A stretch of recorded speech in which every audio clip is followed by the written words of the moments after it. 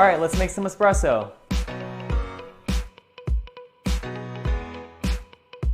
I'm going to fill the carafe to the 4-cup line. Next, twist off the cap for the water reservoir and pour the water into the tank.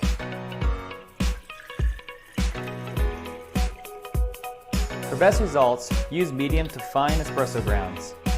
Pack it in, as this ensures consistent results and better flavor.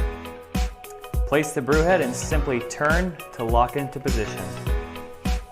Place the cover on the carafe and align the lid under the nozzle. Turn the knob to espresso and it'll take a few minutes to heat up and brew. For a fancier coffee experience, you can easily turn your espressos into a cappuccino.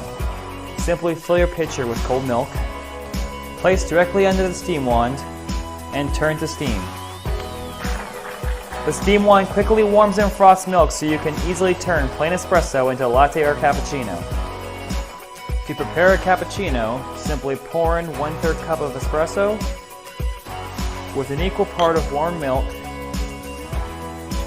and then top off with foam. Cleanup is simple with dishwasher safe parts so you can get back to doing what's important.